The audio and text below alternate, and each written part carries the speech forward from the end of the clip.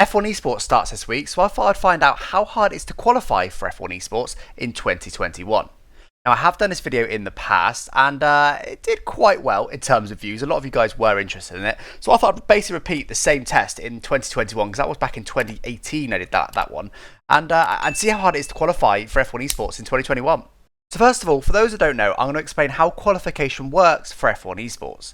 So the main route is a monthly event. Now, the first monthly event started at the beginning of October. It will finish at the end of October, and there'll be another event in November. So there's only 2 of those events, but 8 people per platform will progress through to the next round, to the top 8 in the leaderboard, based on a scoring system, which I'll get into a little bit later on. The next round is F1 Esports Challengers, which is a 12-round championship, again, per platform, where you have the 16 people that qualified from the monthly events, and then they'll compete, and the top 6 at the end of that 12-round championship will then go through to the F1 Esports Pro Exhibition. The other way to qualify for the Pro Exhibition is to go through one of the 32 weekly events. Those have been going on since around about the start of September or so, and you need to finish top of the leaderboard in one of the weekly events. Again, all per platform, so there's 32 winners per platform, and if you do that, then you'll go through to the DHL time trial, which is quite a simple time trial event. So they'll, again, all per platform, the 32 people that qualify from one of the weekly events, they'll go through the DHL time trial, and then they'll pit them against each other on a single track, and the top 3 drivers per platform will go through to the F1 Esports Pro Exhibition. There's no specifics yet on what the F1 Esports Pro Exhibition event will contain, but basically it's an event to try and impress the F1 Esports teams so that they will sign you as one of their drivers for the F1 Esports Pro Championship in 2022. Now, previously they did things like karting, and they obviously did stuff on the game as well, fitness tests, all kind of things. So, as I said, that's unannounced as yet. So we'll find out what that'll be in 2022. But interestingly, if you want to be racing for the Pro Championship in 2022, you have to have been in the Pro Exhibition event. F1 Esports teams cannot just sign anybody, they have to be qualified through that event. So I quite like that aspect, because it's kind of a bit of a leveler rather than just getting people in randomly off the street. Now on to the monthly event, which this video will be mainly based on, as I said, because that is the main route through to F1 Esports qualification.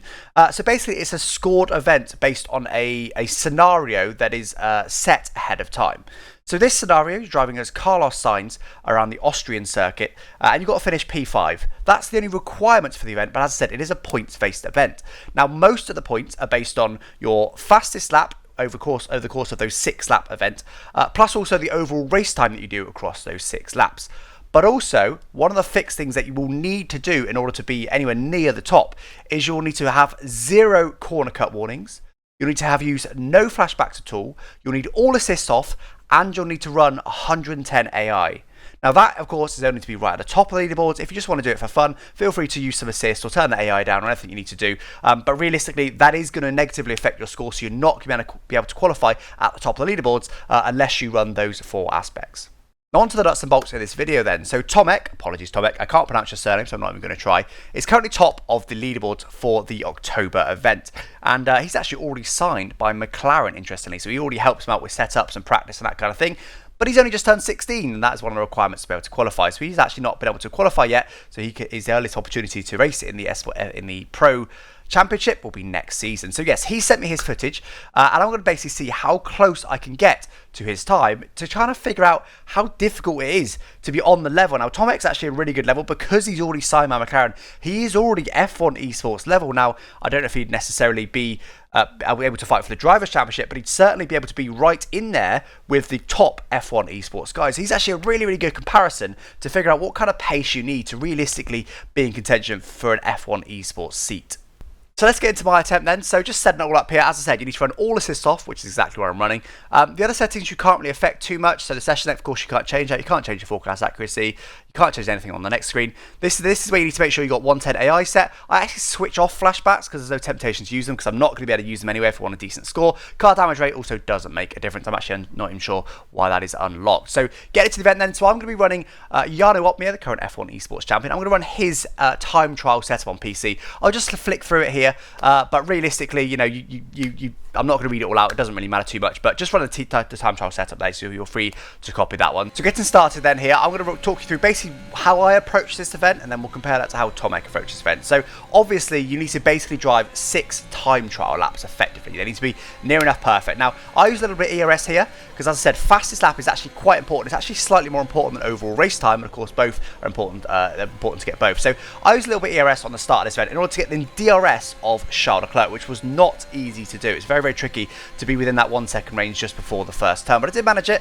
and now I'm going to try and conserve ERS as much as I possibly can in order to go for the fastest lap on the next lap. Now that's my way of doing it. Tomek approaches it a slightly different way, which we'll get to when we get on to his run, but as I said, really the fastest lap is the priority. So actually I do compromise my first lap here a little bit. I do get slightly held up by these AI cars. I'm not pushing. You'll see me occasionally even do a little bit of lift and coast, so I'm just trying to recharge that ERS as much as possible so I can push for the fastest lap on the next run. And obviously after that it's just basically a run to see how quickly I can get to the finish line. So it's here, just kind of hanging back here from Charles Leclerc. So I want to make sure I get DRS on him for the start finish straight, and then DRS on Ricciardo for the next 2 zones, which of course is going to be important in order to be able to set a good lap time. Again, doing a bit of lifting, coasting here. So coming through the final turn here, I need to get a good run out here because it's now going to be the start of my lap. So that really was just set up for me, which I know isn't the best way of doing it, but I just couldn't do the way that Tomek does it, the faster way.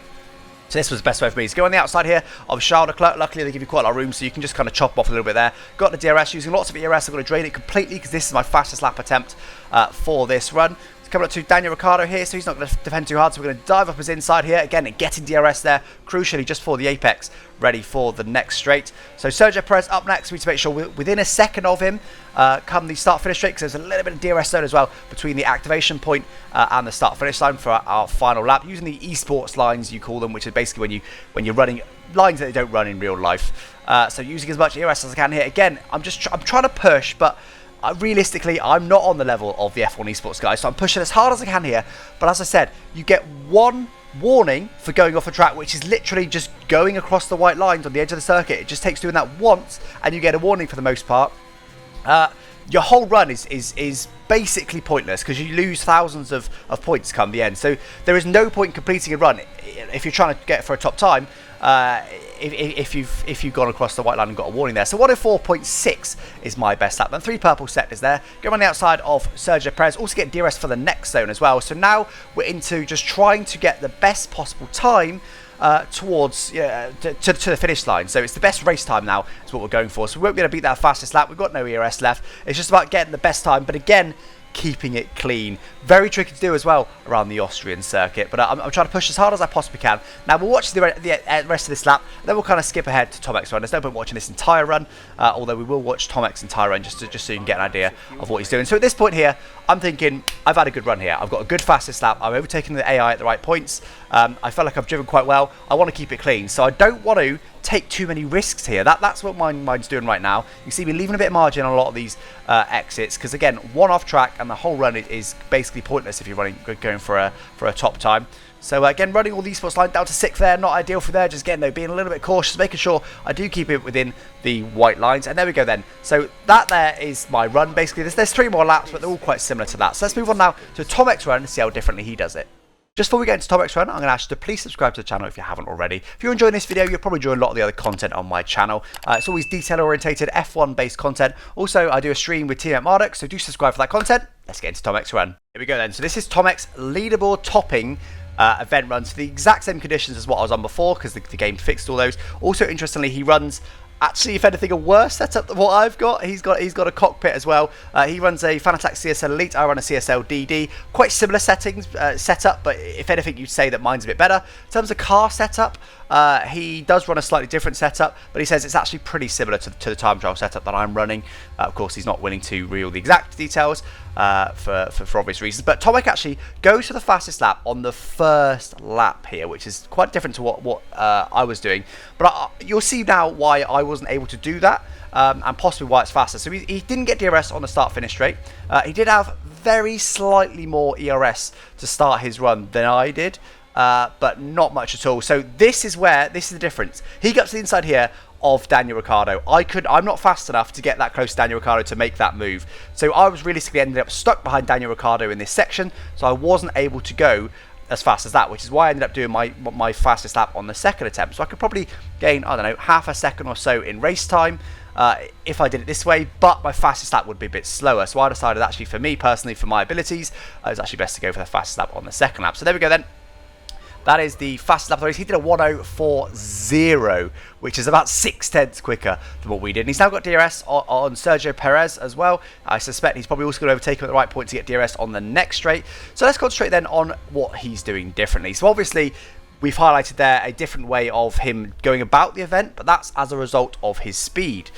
So where is he getting the speed from? Well, actually, it doesn't look too different. I mean, he's taken all the same lines as me for the most part. Turn 1's very slightly different, but other than that, he's taking all the same lines. So I'm on the curb there, exactly the same as me. I take a bit more curb on the inside there, but quite minor difference. I'll touch the curb on the outside there quite often.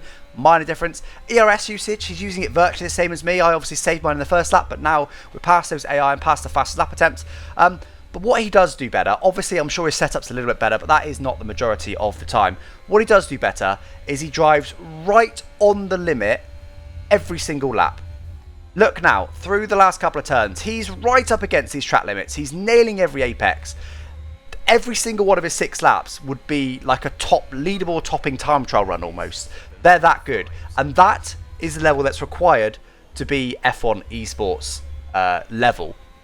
Because, as I said before, in my run, once I got past AI in the way I wanted to, and once I got a half-decent fastest lap, I didn't back off, but I was a bit more cautious, because I was thinking, it's 1 in 20 attempts that I can get through that, so I'm not going to push it too hard, so I effectively back off. But bear in mind also that his fastest lap is 6/10 quicker than me anyway, so it's not like I'm losing loads of time by backing off, but that is just what I have to do with my arms and legs in order to get through a run.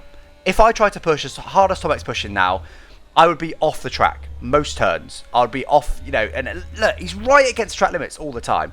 And it's the consistency that's insane. He's so consistent, so comfortable, being so close to those track limits. Obviously, he's also just driving faster. As I said, he's not actually doing much different to me, which is actually really interesting.